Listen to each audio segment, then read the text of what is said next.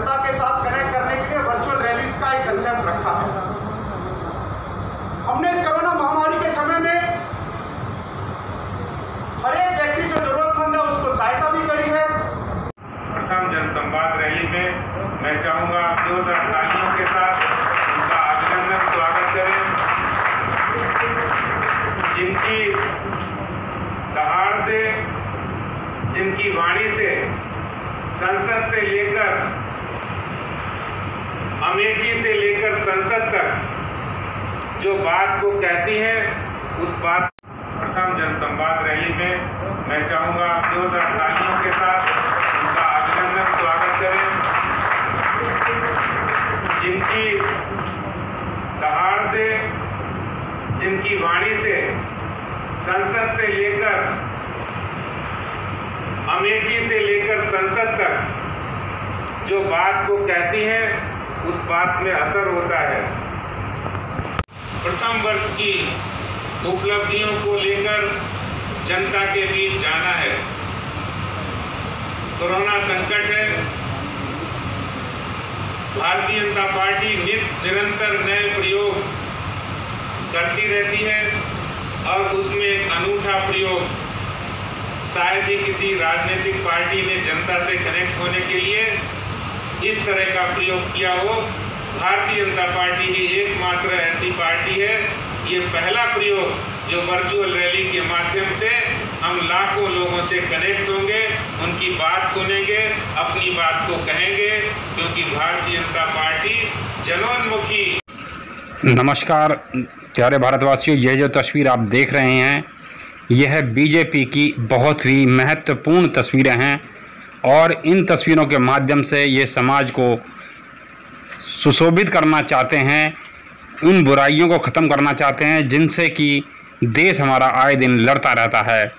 ऐसा ही इस बीजेपी कार्यालय के अंदर देखने को मिला कि पत्रकार भाई हमारे जो कि सबसे आगे जाकर के इन तस्वीरों के माध्यम से देश को रूबरू कराते रहते हैं, लेकिन यहाँ कुछ और ही नज़ारा देखने को मिल रहा है। पत्रकारों को आगे से हटा करके पीछे की तरफ कर दिया जाता है और जो होने वाले भावी नेता हैं उनको आगे बिठाया जाता है, जो कि राजनीति के अंदर एक अपने अंदर एक बुराई का पर्याय भी बना हुआ है। आपको मैं ये जो तस्वीरें दिखा रहा हूँ ये बहुत दूर से दिखा रहा हूँ, पीछे बैठा हुआ हूँ मैं। पत्रकार यहाँ तक कि बड़े बड़े चैनल भी पीछे बैठे हुए हैं।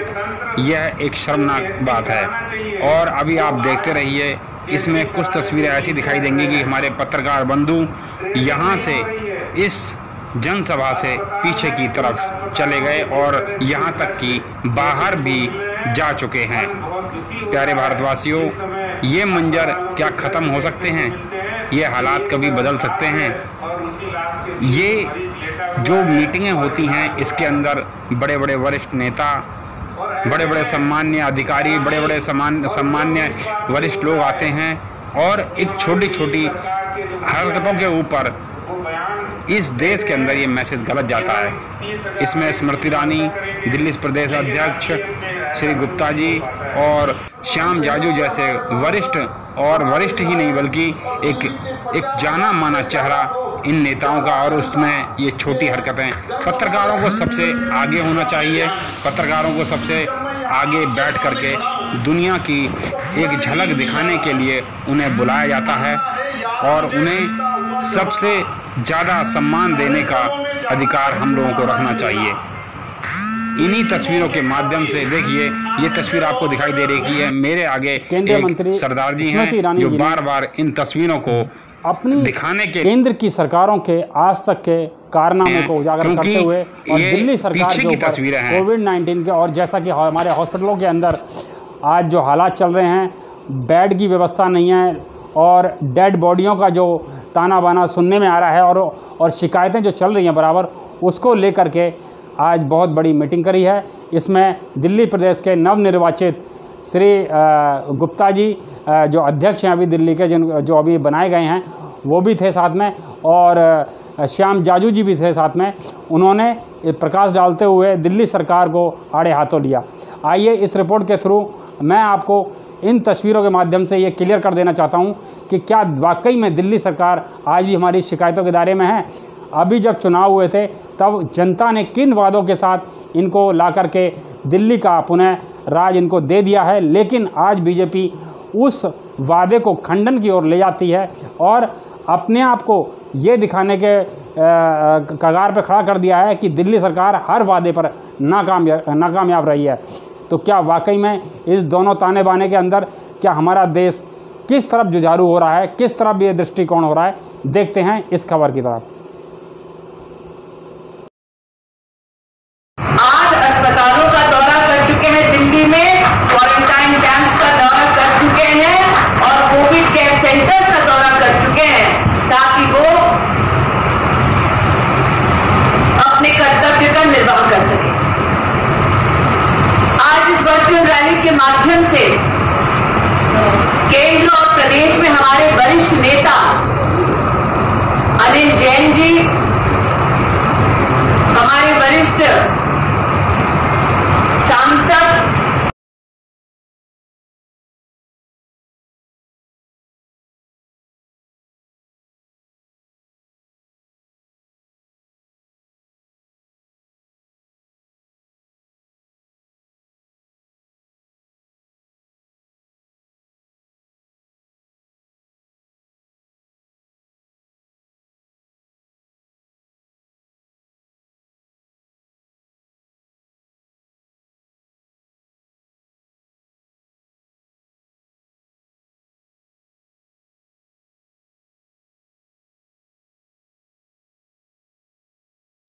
जन जन को जो सेवा दे रहा है, आज उस कर्मठ कार्यकर्ता को इस मंच से मैं प्रणाम करती हूं, आपके प्रति अपना आभार व्यक्त करती हूं। हमारी बहनों के हाथ में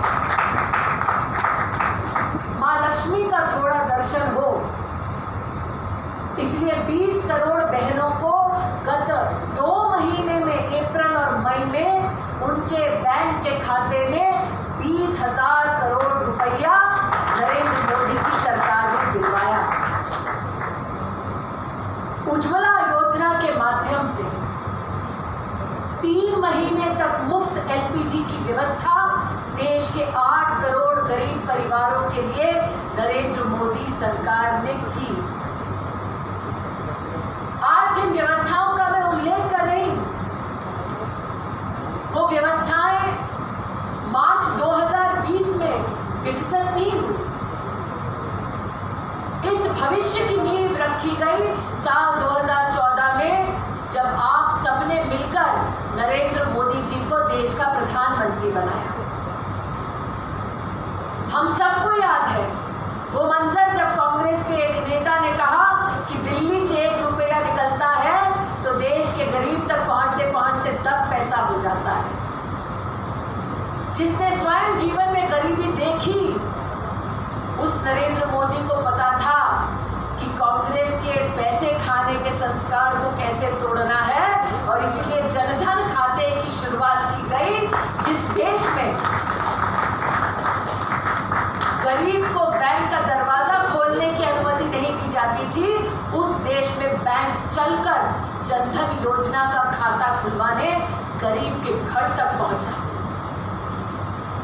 इन 6 सालों में 38 करोड़ हिंदुस्तानियों का जीवन में पहली बार बैंक का खाता खुला। और मुझे याद है आज भी विपक्ष के नेता उपहास करते कि खाता खोलकर क्या होगा।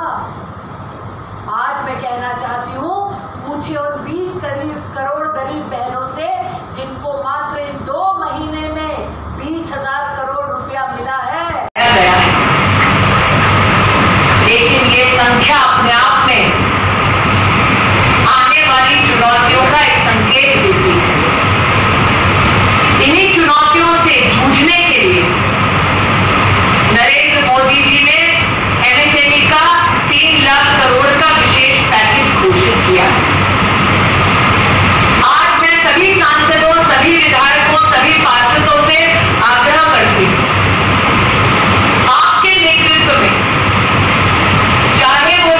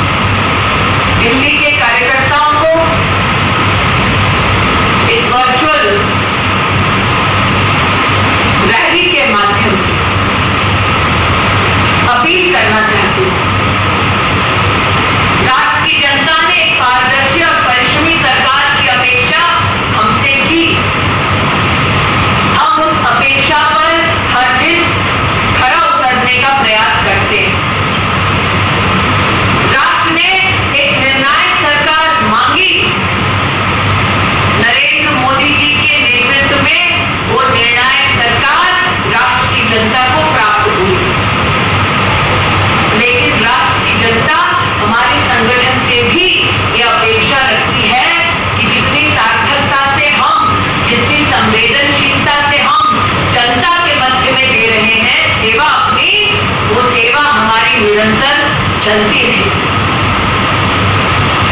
सेवा आयुष्मान भारत की जो संकल्प था नरेंद्र मोदी जी का कि 10 करोड़ गरीब परिवारों को मुफ्त में चिकित्सा मिलेगी, दिल्ली ने तो उसको स्वीकारा नहीं, लेकिन फरवरी में डॉक्टर साहब मुझे करेक्ट करेंगे, उन्होंने स्वीकार किया, चलो देर आए दुरुस्त आए। आयुष्मान भारत की व्यवस्था और सेवा दिल्ली में कितने लोगों को मिल सकती है, वो जानकारी भी जनता के सम्मुख अगर हम प्रस्तुत करें तो मुझे लगता है जनता को उस जानकारी से भी बहुत लाभ होगा, क्योंकि वो नरेंद्र भाई की इस योजना से वर्षों तक वंचित रहे हैं। अब उन्हें इसका सीधा लाभ मिलने की तैयारी है, तो दिल्ली की जनता को ये लाभ ऐसी विषम परिस्थितियों में मिले, इसमें हमारा सहयोग होगा, ऐसा मेरा विश्वास है। 6 साल की ये यात्रा एक अनंत यात्रा का अभिन्न अंग है। वो यात्रा जिसकी प्रेरणा पंडित दीनदयाल उपाध्याय जी से हम सबको प्राप्त हुई, वो यात्रा जिसका संस्कार ये कहता है कि जब तक अंतिम पंक्ति में खड़ा अंतिम व्यक्ति विकास की प्राप्ति ना कर ले, तब तक हमारा कार्य शेष है। और इस यात्रा में ये 6 साल शुरू का संघर्ष है। नरेंद्र मोदी जी ने अक्सर कहा 70 साल रास्तों पर कई गड्ढे छोड़े गए। ये भारतीय जनता पार्टी के कार्यकर्ता का सौभाग्य है कि हम उन गड्ढों को, जिसको कभी कॉमनवेल्थ के घोटाले ने खोदा, कभी कोयले के घोटाले ने खोदा, उन गड्ढों को हम विकास के परिणामों के साथ छोड़े। इसलिए आज एक बार फिर हम संकल्पित हों कि जो यात्रा की शुरुआत सबके साथ से हुई, जिस यात्रा का दूसरा। देखिए दोस्तों, ये तस्वीर मैं आपको दिखा रहा हूँ। यहाँ पर अभी सारे भावी नेता और सारे मीडिया और अतिथिगण जितने भी हैं, हालांकि कोविड-19 को लेकर के और ज़्यादा नहीं बुलाया गया, सिर्फ मीडिया को निमंत्रण दिया गया था। लेकिन इसमें विशेष बात यह है कि ये खबर भी आपको पहले देखने को मिलेगी, लेकिन जो मैंने आपको आज बताया है उसमें कितनी स्पष्टता है। यहाँ पर शपथ ली गई है। आखिर ये शपथ किस बात की ली गई है? इस बात की कि आखिर हम देश को किस तरह से सुशोभित करेंगे, साफ़ सुथरा करेंगे, देश को आगे चलाने की क्या क्या रणनीति होगी। लेकिन सबसे पहले हमें अपने आप को देखना पड़ेगा कि आखिर हम किस जगह अपने आप को व्यवस्थित और किस तरह से अपने आप को पेश कर रहे हैं। देश के अंदर ऐसे ऐसे लोग भी हैं जो बोलते नहीं हैं, लेकिन अंदर ही अंदर मंत्रणा करते रहते हैं कि आखिर ये सब चल क्या रहा है। मैं संकल्प पढ़ूंगा, आप सब लोग अपने हाथ को आगे करके इस संकल्प को व्यक्त करेंगे। मैं माननीय प्रधानमंत्री जी के आह्वान पर आत्मनिर्भर भारत की लक्ष्य प्राप्ति हेतु संकल्प लेता हूं कि मैं भारत के संविधान द्वारा निर्देशित नागरिक कर्तव्यों का पालन करूंगा। मैं राष्ट्रीय एकता की भावना, लोकतंत्र के मूल्यों, समतामूलक समाज के निर्माण, सर्वधर्म समभाव व मूल्य आधारित राजनीति की समाज में प्रोत्साहित करूंगा। मैं देश की स्थानीय उत्पादों के निर्माण को प्रोत्साहन देने के लिए मिशन के रूप में कार्य करूंगा।